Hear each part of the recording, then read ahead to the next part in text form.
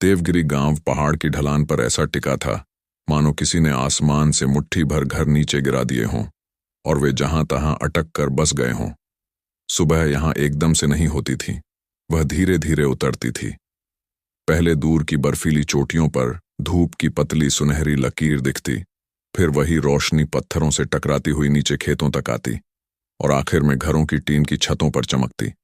उस समय हवा में ठंडक घुली रहती, लकड़ी के धुएं की गंध और कहीं दूर से आती गायों की घंटियों की टन टन।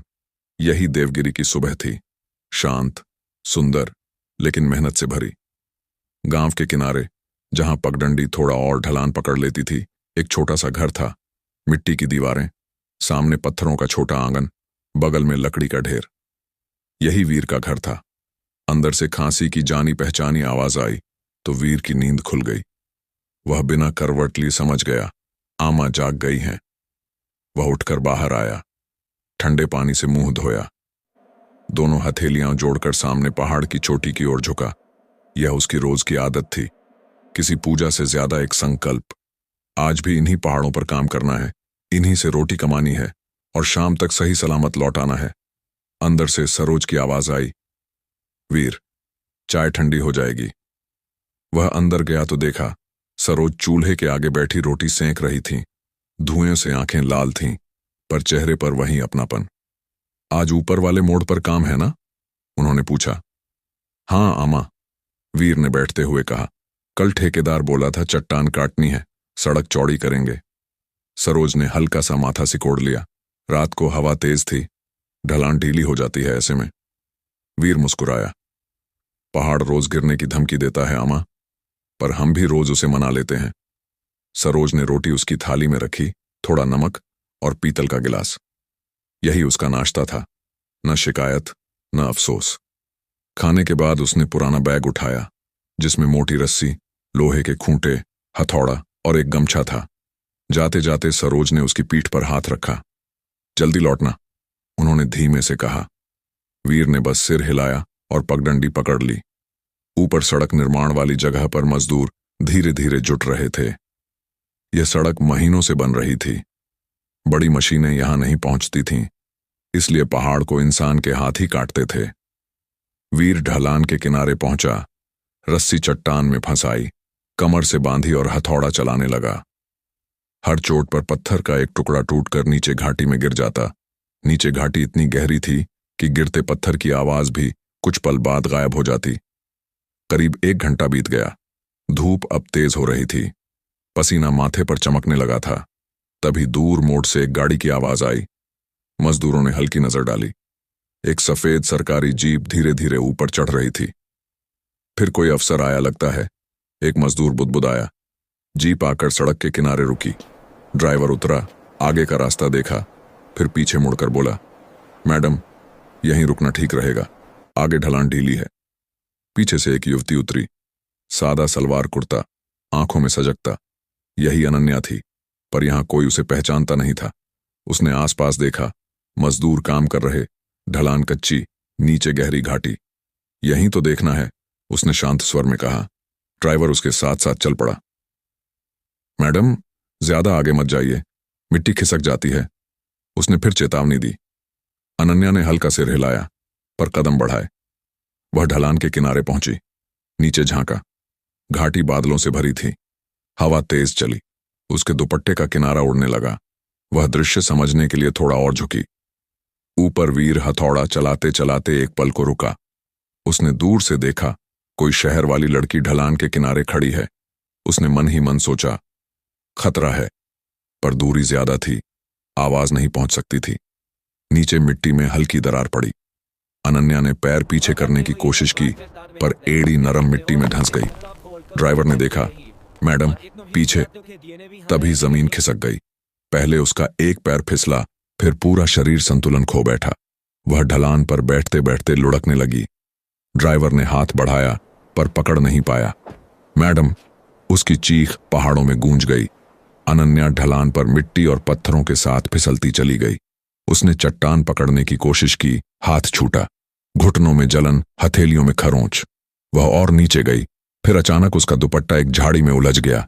झटका लगा, उसका शरीर आधा हवा में लटक गया। नीचे सीधी खाई। उसकी चीख इस बार डर से भरी थी। ऊपर ड्राइवर जड़ हो गया। कोई है, बचाओ, वह बेतहाशा चिल्लाया। ऊपर ढलान पर वीर ने हथौड़ा गिराया और दौड़ा। वह किनारे पहुंचा, नीचे झांका। एक लड़की झाड़ी पकड़े लटकी थी, हाथ फिसल रहा था। उसने एक पल भी नहीं सोचा, बैग से रस्सी निकाली, पास की चट्टान में खूंटा ठोकना शुरू किया। हथौड़े की चोटें गूंजने लगीं। जल्दी करो, ड्राइवर चिल्लाया। वीर ने रस्सी कसकर बांधी, कमर में लपेटी। रस्सी पकड़े रहना, उसने ड्राइवर से कहा। फिर वह ढलान पर उतरने लगा। मिट्टी डीली थी। पहला कदम रखते ही पैर फिसला। उसने संतुलन संभाला। दूसरा कदम, पत्थर लुढ़का। तीसरे पर मिट्टी खिसकी, पर रस्सी ने थाम लिया। नीचे अनन्या की उंगलियां डीली हो रही थीं। मुझे बचाइए, उसकी आवाज टूट रही थी। मेरी तरफ देखो, नीचे मत देखो, वीर चिल्लाया। वह नीचे पहुंचा। एक हाथ से चट्टान पकड़ी, दूसरे से उसकी कलाई। उसका हाथ बर्फ जैसा ठंडा था। उसी समय ऊपर से एक बड़ा पत्थर टूटा। ड्राइवर चीखा, पत्थर! पत्थर वीर के कंधे से टकराया। दर्द बिजली की तरह दौड़ा, पर उसकी पकड़ नहीं छूटी। छोड़ना मत, अनन्या ने आंखें बंद करते हुए कहा। नहीं छोड़ूंगा, वीर ने दांत भींचे। ऊपर से रस्सी खींची जाने लगी। मिट्टी फिसल रही थी। वीर का हाथ छिल गया, खून निकल आया। धीरे धीरे पूरी ताकत लगाकर उसने अनन्या को ऊपर धकेला। ऊपर खड़े मजदूरों ने उसे पकड़कर किनारे खींच लिया। जैसे ही वह जमीन पर आई, बेहोश। वीर ऊपर चढ़ते चढ़ते खुद भी गिर पड़ा। माथा फट गया, कंधा सूज गया। गांव वाले दौड़ते हुए आने लगे। देवगिरी की ढलान पर फैली धूल अभी बैठी भी नहीं थी कि गांव वाले हांफते हुए वहां पहुंचने लगे, जहां कुछ देर पहले चीख गूंजी थी। कोई हाथ में लाठी लिए था, कोई सिर पर गमछा बांधे दौड़ रहा था। जब उन्होंने देखा कि एक अनजान लड़की बेहोश पड़ी है और वीर खुद खून से सना चट्टान से टिक कर बैठा है, तो एक पल को सबके चेहरे सख्त हो गए। खतरा टल चुका था, पर पहाड़ का भरोसा कोई नहीं करता।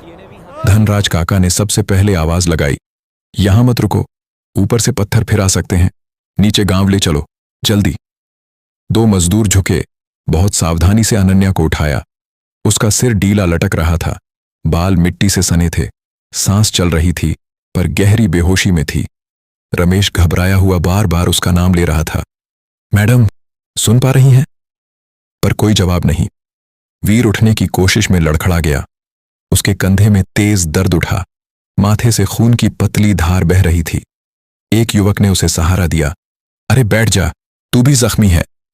वीर ने दांत भींचकर कहा, पहले उसे नीचे ले जाओ, मैं आ रहा हूं। पगडंडी संकरी थी, नीचे उतरना मुश्किल। 4 आदमी मिलकर अनन्या को संभालते हुए धीरे धीरे कदम रख रहे थे। रमेश आगे आगे पत्थर हटाता जा रहा था। उसकी सांस फूल रही थी। गांव के पास पहुंचते पहुंचते खबर फैल गई। औरतें घरों से बाहर निकल आईं। सरोज ने जब भीड़ देखी तो उनका दिल बैठ गया। जैसे ही उन्होंने वीर को खून में सना देखा, उनका गला सूख गया। हाय दैया, क्या हुआ? वे दौड़ती हुई आईं।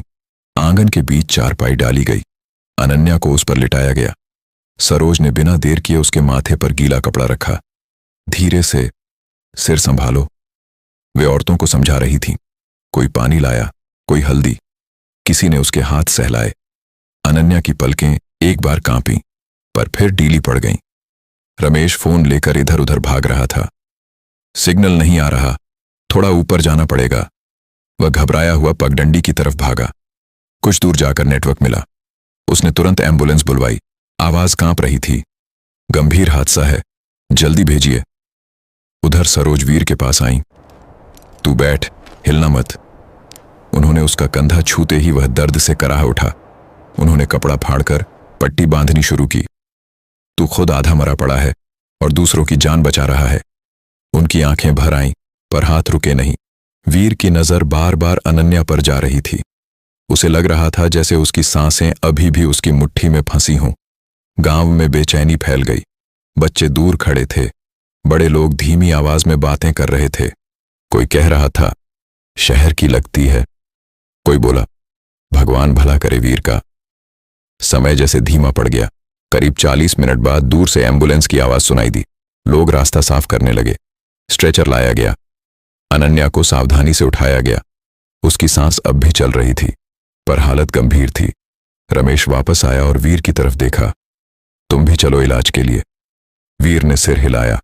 मैं ठीक हूं, पहले इन्हें ले जाऊं। सरोज ने डांट दिया। चुप कर, हीरो मत बन, बाद में तुझे भी दिखाएंगे। एम्बुलेंस धूल उड़ाती चली गई। उसके पीछे पहाड़ का सन्नाटा लौट आया, पर गांव की हवा बदल चुकी थी। शहर के बड़े अस्पताल में जैसे ही अनन्या पहुंची, डॉक्टरों की टीम तैयार खड़ी थी। उसे तुरंत अंदर ले जाया गया। कुछ ही देर में खबर ऊपर तक पहुंच गई। वरिष्ठ अधिकारी अस्पताल पहुंचने लगे। बाहर मीडिया जमा हो गया। महिला वरिष्ठ अधिकारी हादसे में घायल। खबर फैल गई। कई घंटों बाद अनन्या ने आंखें खोलीं। सब धुंधला था, पर एक आवाज साफ थी। नीचे मत देखना। उसने होंठ हिलाए। वो जिसने पास खड़े अधिकारी ने झुककर कहा, जिस युवक ने आपको बचाया वह स्थानीय मजदूर है, नाम वीर है। वह भी घायल हुआ, पर खतरे से बाहर है। अनन्या की आंखों में नमी तैर गई। उसने आंखें बंद कीं। उसके भीतर एक गहरा एहसास जागा। किसी अनजान ने उसकी जान बचाई थी, और वह सिर्फ एक नाम जानती थी, वीर। उधर देवगिरी में रात उतर आई थी। सरोज वीर के सिरहाने बैठी थी। बाहर पहाड़ अंधेरे में चुप खड़े थे।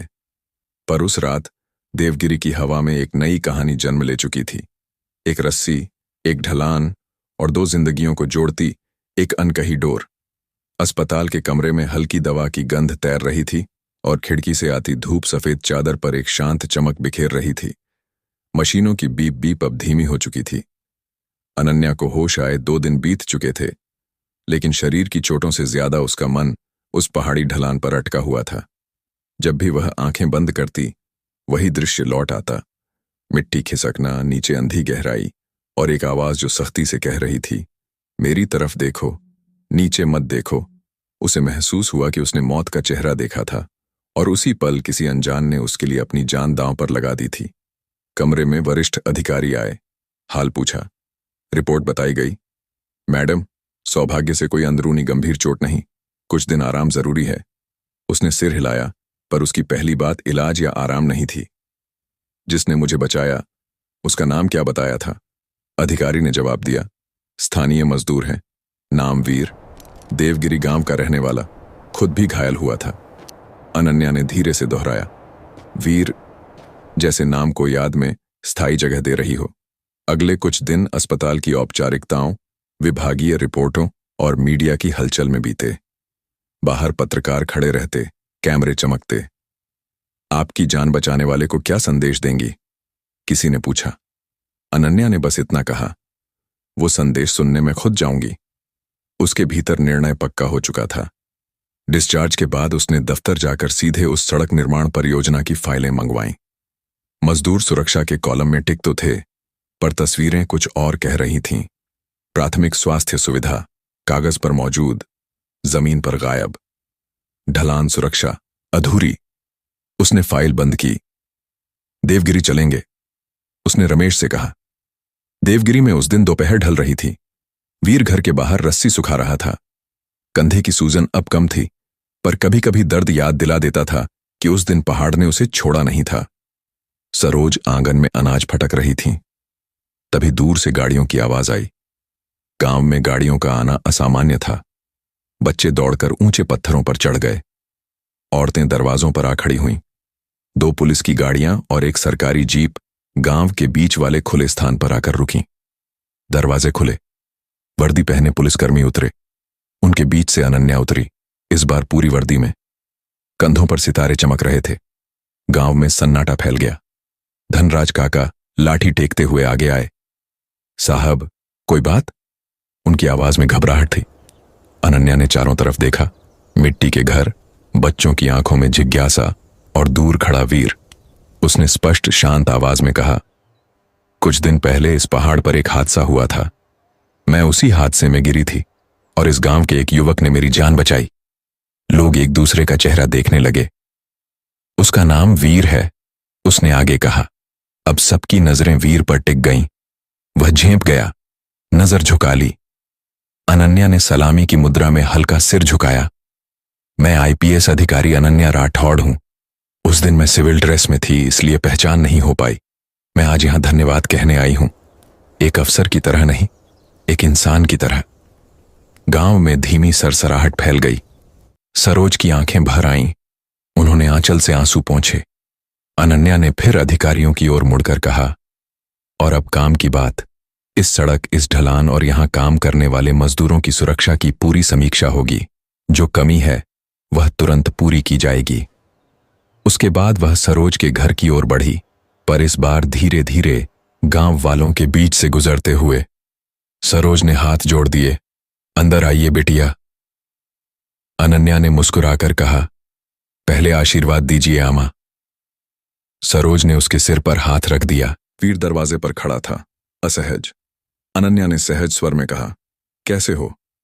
ठीक, वीर ने धीमे से कहा। तुम्हारी वजह से, उसने जवाब दिया। उस दिन बातचीत छोटी रही। सरोज ने चाय बनाई। अनन्या जमीन पर बैठकर पीती रही।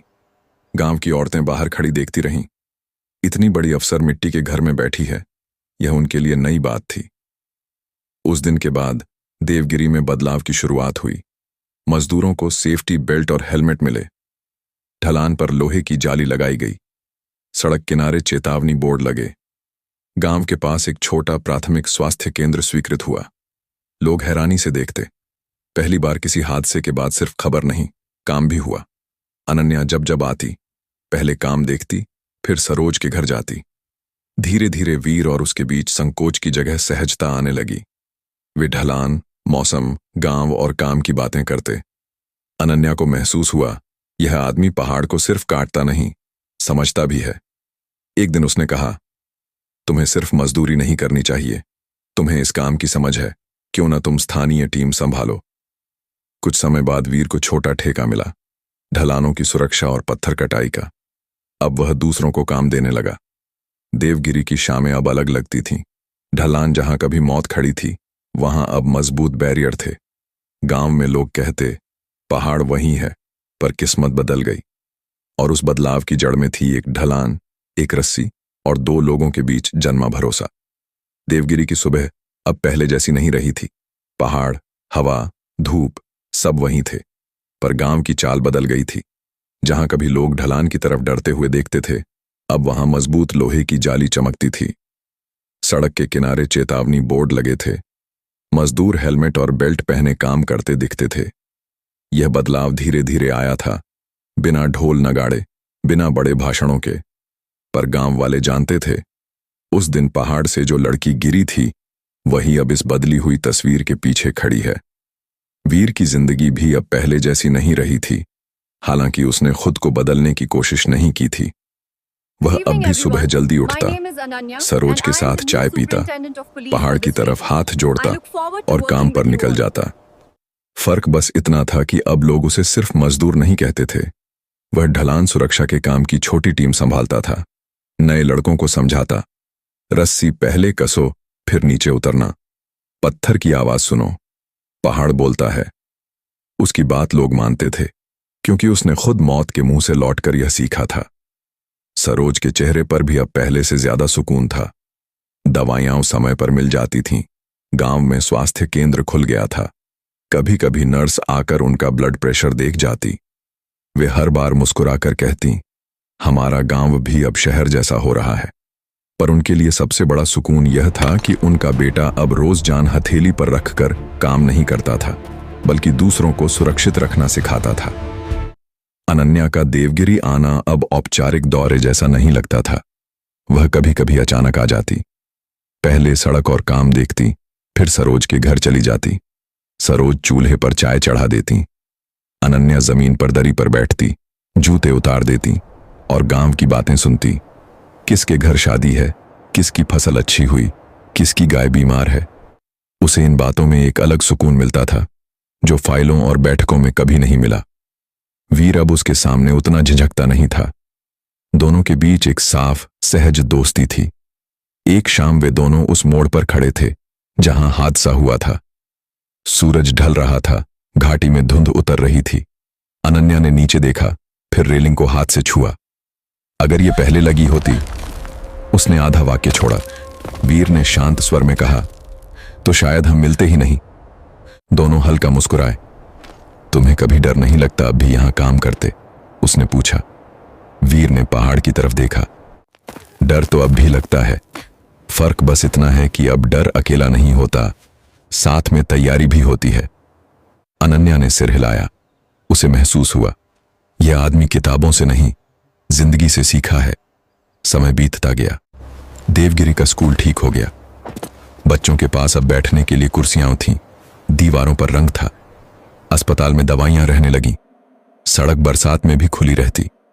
लोग कहते, पहाड़ वही है, पर अब हम अकेले नहीं हैं। एक दिन गांव में छोटा सा कार्यक्रम हुआ, स्कूल की नई बिल्डिंग के लिए। कोई बड़ा मंच नहीं, बस बच्चे कविता सुना रहे थे। वीर पीछे खड़ा देख रहा था। अनन्या भी भीड़ में चुपचाप खड़ी थी, बिना भाषण दी। एक छोटी बच्ची ने कविता पढ़ी, जब हाथ छूटे कोई हाथ पकड़ ले। सुनकर अनन्या की आंखें नम हो गईं। उसने भीड़ में वीर को देखा। वह बच्चों को ताली बजाते देख मुस्कुरा रहा था, जैसे यह सब उसी के लिए काफी हो। शाम को जब वह जाने लगी, सरोज ने उसके हाथ में रोटी का छोटा सा डिब्बा पकड़ाया। रास्ते में खा लेना बिटिया, उन्होंने कहा। अनन्या ने झुककर उनके पैर छुए। आपका घर है यहां, सरोज बोली। गाड़ी चल पड़ी। वीर सड़क किनारे खड़ा रहा। उसने हाथ नहीं हिलाया, बस देखता रहा जब तक गाड़ी मोड़ के पीछे गायब नहीं हो गई। उसके चेहरे पर कोई फिल्मी भाव नहीं था, बस एक शांत संतोष कि उस दिन उसने जो किया वह किसी इनाम के लिए नहीं था, पर उसका असर दूर तक गया। पहाड़ों पर धीरे धीरे अंधेरा उतर आया। वही ढलान, वही घाटी, वही हवा। फर्क बस इतना था कि अब उस जगह पर डर की कहानी नहीं, भरोसे की कहानी सुनाई जाती थी। किसी ने कहा था, कभी कभी जिंदगी बदलने के लिए बड़ी ताकत नहीं, बस सही समय पर बढ़ाया गया एक हाथ काफी होता है। देवगिरी आज भी वही है, पहाड़ आज भी उतने ही ऊंचे हैं, पर अब वहां एक कहानी रहती है, एक रस्सी, एक ढलान और इंसानियत का वो हाथ जिसने किसी को गिरने नहीं दिया।